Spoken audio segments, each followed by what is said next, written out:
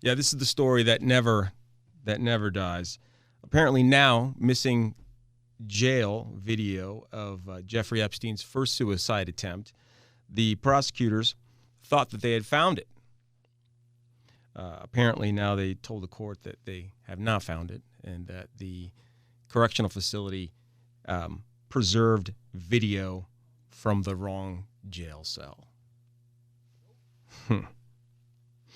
Welcome to Carl Brizzi Live, where all speech that may hurt someone's feelings is condemned. So in a letter, federal prosecutors told the court that they preserved video from the wrong jail cell. And if you're keeping score, folks, you've got the missing videotape from the second apparent successful suicide attempt.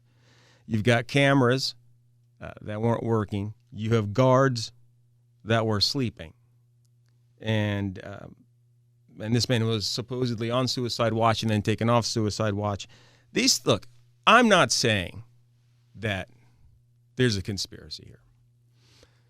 I'm looking at it like I would any criminal case, like I was prosecuting any criminal case, like I was gathering evidence. The circumstantial evidence in this case is super compelling, and it necessitates asking the right questions. It mandates that we ask more questions. These things can happen, but what are the chances that they happen all at the same time?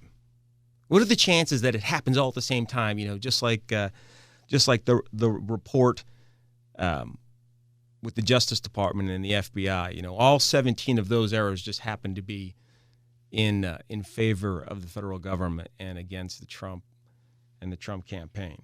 Those 17 things just all happen to fall against Trump and for the authorities investigating him. Now, that's an interesting coincidence, much like all of the irregularities in the Jeffrey Epstein death. It's, to me, at least, an incomprehensible series of coincidences. And look, fine. Maybe I am partial to conspiracy theories. I've investigated conspiracies. Conspiracies are real, folks. People conspire with each other to do all sorts of things, criminal things. Those are called criminal conspiracies. In fact, the two guards, the only two people who are charged in the Epstein death investigation, are charged with conspiracy for fabricating the logs and sleeping on the job and all of that. But Epstein's black book had over 1,000 names in it. 1,000 names. You know what that means? It's 1,000 suspects. Or more. There's Rothschild, Woody Allen, Prince Andrew. If you haven't seen that BBC interview, go back and that's worth a Google. Bill Clinton, Andrew Cuomo, Mark Zuckerberg, Elon Musk, Bill Clinton. I mean, that's quite, if you had to form a round table of people who could get something done, that's a pretty impressive list, right? Build electric cars, build whatever it might be. I don't know why smart people are having a really hard time putting two together here, believing that someone like an Epstein who could have implicated all of the aforementioned folks plus another 985, why they couldn't have conspired to kill this guy. You know, I don't know, Jason.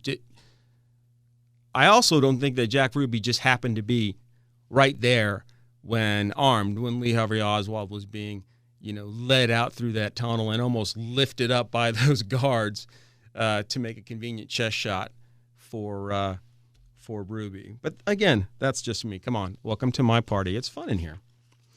Again, I'm just looking at the facts, and the definition of a conspiracy is the action of plotting and conspiring, and that happens every single day. The action of plotting and conspiring. We are faced with fact after fact of human beings who indeed conspire and plot.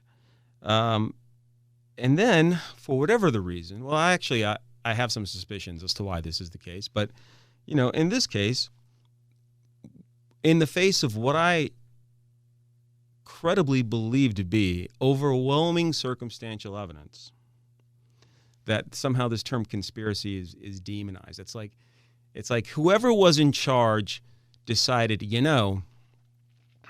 we could probably marginalize some of the folks who believe that people plot and conspire if we just label them conspiracy theorists, right? It's just like calling somebody a racist or calling somebody a sexist, which, by the way, I don't know if you're paying attention to what's going on in the Democratic campaign for president, but it's pretty funny. Bernie Sanders and Elizabeth Warren are going at it. They had apparently what was supposed to be a private meeting, and then after the meeting, Elizabeth Warren's campaign came out and said that Bernie Sanders is a sexist because he said he does not believe that a female can win in 2020. Did you guys know that? I don't know if that makes him a sexist or not. I mean, it seems to be just an observation of the political climate. He didn't say no woman can ever be president. He said he doesn't think a woman can be elected president against Donald Trump in 2020. I mean, she can't be. Yeah, or Kamala Harris or any one of them against Trump. But I mean, that's like saying, which is I think a reasonable thing to say, that a gay man can't be elected in 2020 as the president or won't be elected. That doesn't make anyone homophobic. It's just an observation on whether or not they think the country is ready for a gay man and the first man in the White House. And so I don't know.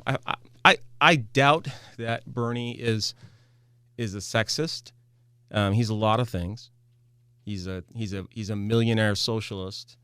I don't think a millionaire socialist 80-year-old is going to be elected in 2020 either. So that makes me an anti-Sanderism, anti-Bernieism. Well, I got derailed there. But I don't think that necessarily dotting the I's and crossing the T's and kind of figuring out where things ultimately lead when you look at evidence and you follow the evidence and you start to draw what I think are logical deductions and reasonable inferences from the evidence. That doesn't make you a conspiracy theorist. It certainly doesn't make you intellectually lazy, which is what I hear some people who are calling people out on this stuff. They're saying that they're lazy. It's not lazy at all. It takes a lot of work to string these conspiracies together, and because the media and others on the other side are constantly. If you just pick up your phone, I was doing this prior to the podcast, and just Google Jeffrey Epstein conspiracy. Now, there are Alex Jones and a bunch of other people out there who are, talking about this stuff and showing pictures and all of that. None of that stuff comes up on Google. It's all the ABC, it's all the prime news media outlets that are all trying to debunk the conspiracy theory, I guess. I do not think that we should assume that we are being told the truth on this case. Maybe it's easier for some to believe the official narrative. I don't believe it. I don't believe it. Why are there no perp walk photos of Jeffrey Epstein? There's none.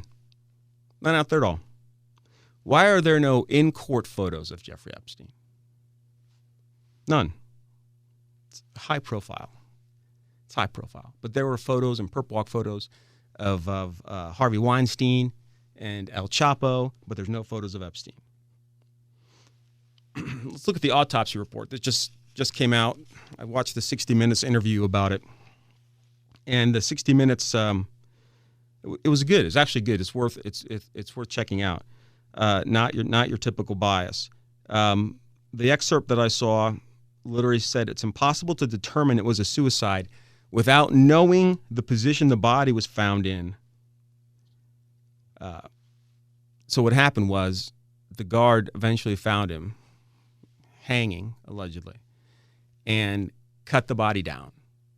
When the body fell to the floor, again, no photos, which is odd. This is a death investigation inside of a Supermax lockup, and there's no photos taken of the condition the body was found in.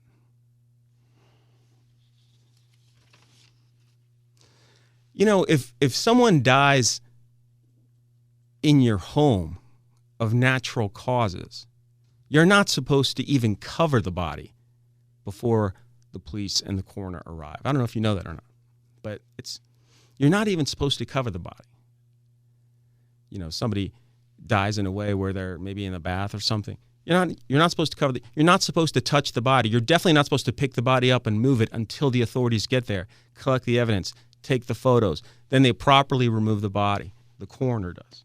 So in this case, none of those procedures were followed after the mysterious death where there's no cameras working and no videotape and the guards were somehow mysteriously sleeping. Dr. Baden, who's the famous forensic pathologist hired by Epstein's brother, he says that the hyoid bone fractured on the left side, as well as both left and right sides of the thyoid. The first one was hyoid. This is thyoid cartilage. So 3 fractures.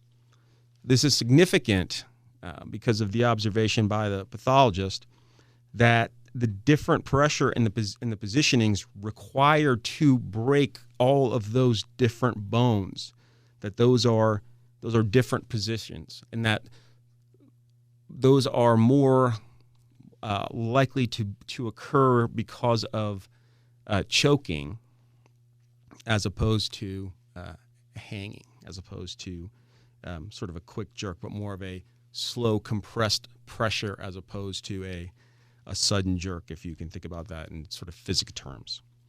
So they say that maybe 2 bones would break in a hanging situation, a suicide situation, but never 3. So that is something that I think is a very compelling fact when you have these famous experts who are forensic pathologists coming out and say all 3 bones being broken like that.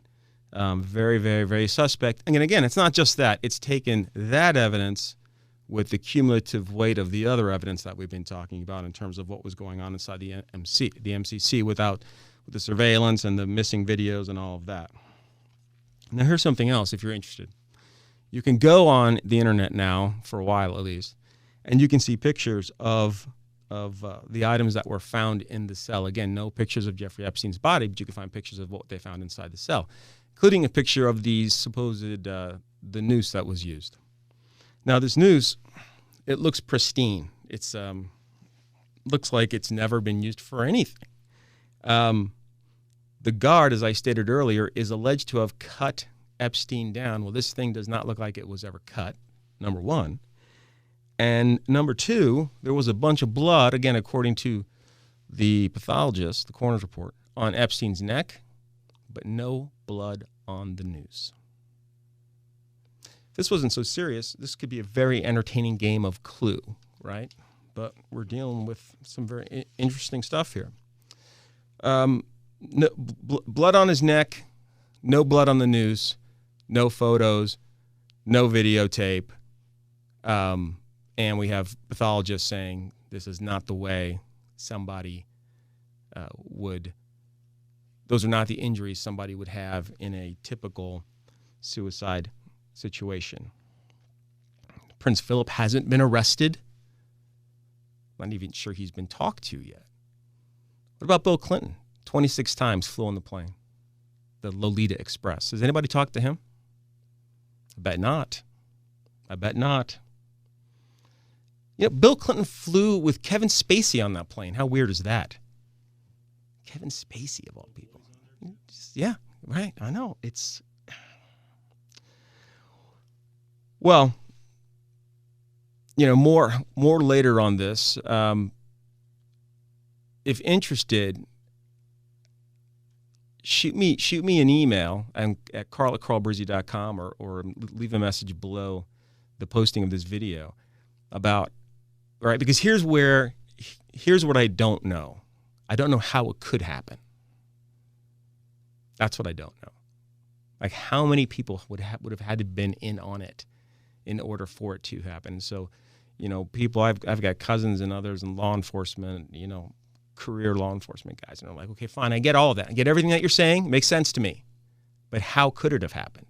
Then I'm like, well, that's an excellent question. So hit me up on that, carl@carlbrizzi.com. Thanks for listening. Talk to you next week.